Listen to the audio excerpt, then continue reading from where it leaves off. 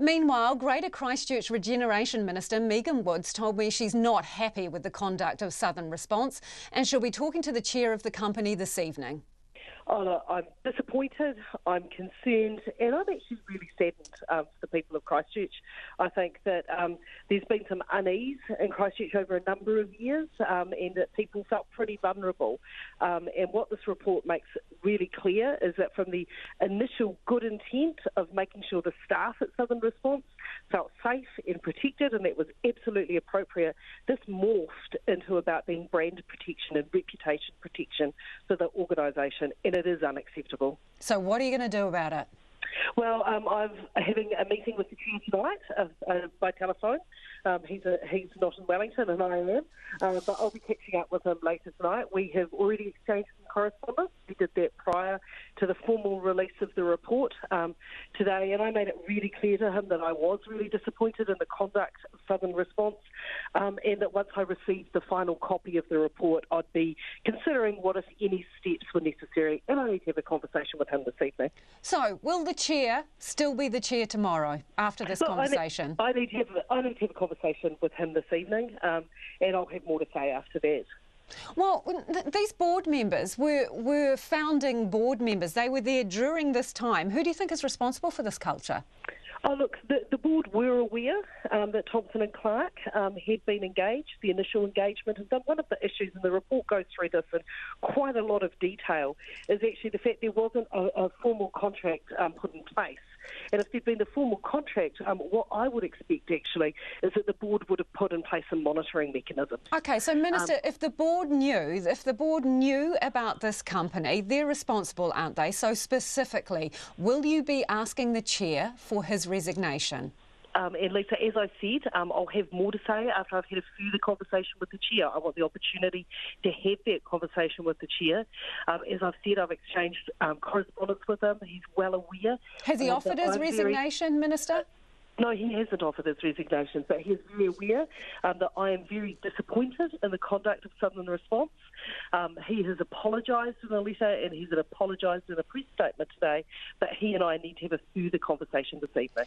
How do you think that any confidence can be had in Southern Response if the same people are at the helm? Oh, as I said, Lisa, I'm not defending this action. I think when it went beyond defending staff safety, when it morphed into protecting the brand and the reputation of the entity, then people were let down. So it is my job to have a conversation with the chair tonight, and I'll have more to say after that. Is it possible for people to have confidence if you keep all of these players in there?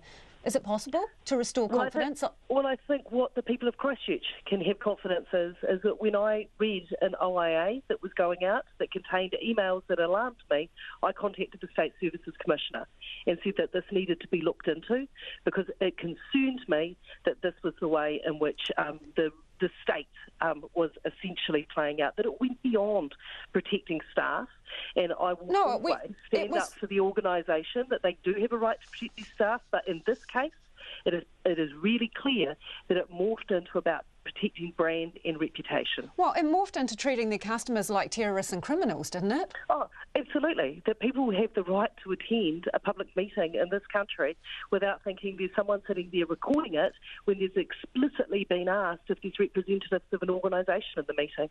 That being the case, how can they stay on? As I said, Lisa, I'll have more to say after I have a conversation with the chair this evening. I want to go back to this question of culture. So who did cultivate this culture? Who's responsible for that? Well, I know that in terms of my job, in terms of the leadership that I have to give the organisation as one of the shareholding ministers, is that when I see things that alarm me, I need to call those out. And that is something that I will always do, and it's what I've done in this case. Sorry to interrupt you, Minister, but I know you have to go soon. So did the chair call out this behaviour? Did the CEO call out this behaviour? Look, I need to have some more conversations with the board chair tonight. The CEO, who was there at the time, is no longer at the organisation. Yeah. One of the things that the report points out that you would have seen also that the recordings weren't kept, which is also something else that evidence was destroyed. Yes, and that is of concern. So it's actually quite hard to ascertain exactly what was recorded. But I will have more to say after I've had a conversation with the chair this evening. Right. Before you go, do you have confidence in your chair, Ross Butler? Do you maintain confidence? I'm really disappointed in the conduct of Southern Response, and I need to have a further conversation with him this evening. That kind of sounds like you're on the fence there. So, once again, do you have confidence in him? Look, Lisa, we could probably sit here going back and forward all evening on this, but I will have more to say after I've had a further conversation with the board chair this evening. No, the easy way to resolve it is if you have confidence, tell us. I need to have a conversation with the board chair this evening. So that's a no. You don't have confidence in him. I need to have a conversation with the board chair this evening. And actually, I have given him the undertaking that we will have a conversation, and I'm going to stick to my word on that. That's Minister Megan Wood.